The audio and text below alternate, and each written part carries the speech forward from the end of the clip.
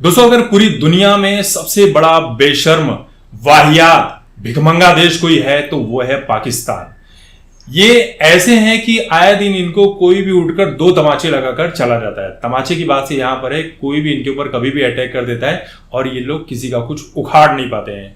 आप सोचिए कि इतने सालों तक ये भारत को गीदड़ भभकी देते रहे, धमकी देते रहे कि हमारे पास इतने परमाणु बम है, इतने परमाणु बम है। मोदी जी ने कहा रुक बताता हूं, एयर स्ट्राइक, सर्जिकल स्ट्राइक, उसके बाद ऑपरेशन सिंदूर, इनकी सारी औकात पता चल गई। माफी मांगने लगे, गिड़गिड़ाने लगे कि भैया अब युद्ध रोक दो। युद्ध ना रोका गया होता तो इनकी ऐसी की तैसी तो हो चुकी होती है। मुझे तो लग रहा है आने वाले टाइम में नेपाल और भूटान भी अगर पाकिस्तान के ऊपर अटैक करे तो पाकिस्तान की ऐसी की तैसी कर सकते हैं।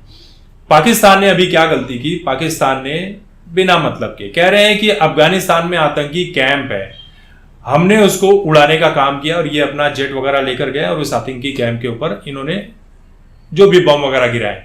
इसके बाद क्या हुआ? अफगानिस्तान ने ताबड़तोड़ कार्रवाई की और सुनने में कहीं पर यह आया कि इनके 58 सैनिक मारे गए पाकिस्तान के, कहीं पर 170 बताया जा रहा है, लेकिन मारे गए हैं। अफगानिस्तान ने ताबड़तोड़ कार्रवाई की है और अफगानिस्तान के जितने भी लड़ाके हैं जमकर लड़ रहे हैं पाकिस्तान से, और पाकिस्तान के जितने सैनिक हैं ये दुम दबाकर भाग खड़े हुए हैं, कह रहे भैया हम नहीं लड़ पाएंगे।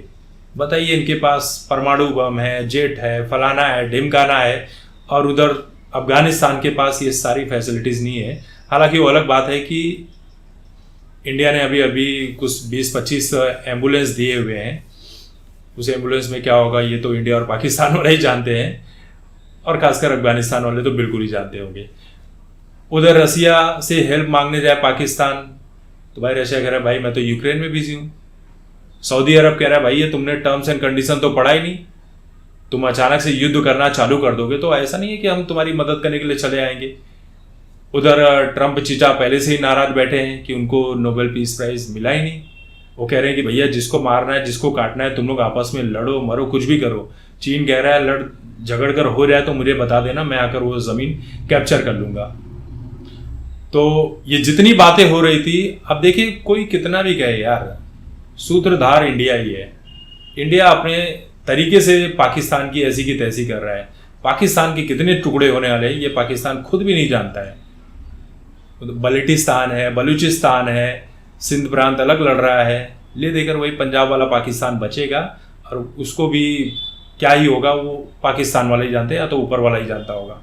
तो ये अफगानिस्तान से जंग नहीं लड़ पा रहे हैं। इतने बेगैरत टाइप का ये देश है कि ये ऑपरेशन सिंदूर में भी जब इनको तोड़ा गया, पीटा गया, तो कह रहे हैं हमारे यहाँ तो कुछ नहीं हुआ, हमने तो उनका S-400 मार गिराया है। शाहबाज शरीफ एक सैनिक को बुलाता है और उसको कुछ सम्मान देता है और कहता है ये इन्होंने ही गिराया था, S-400 इन्होंने ही उड़ाया था। वो सैनिक भी कह रहा है भाई ये कब हुआ था, मुझे बता तो देते कि मैंने S-400 उड़ाया था। तो ये पाकिस्तान की हालत है। अभी एशिया कप में ट्रॉफी इंडिया ने जीती, वो भी चोरी करके लेके चला गया वो उनका नकवी सकवी। तो ये इनकी हालत है भिखमंगों की, और ये कह रहे हैं कि हम दुनिया के पावरफुल देश हैं। भैया खाने को आटा नहीं है और बातें इनकी बड़ी बड़ी चल रही है। तो अफगानिस्तान ने भी इनको ठोक पीट कर रख दिया है।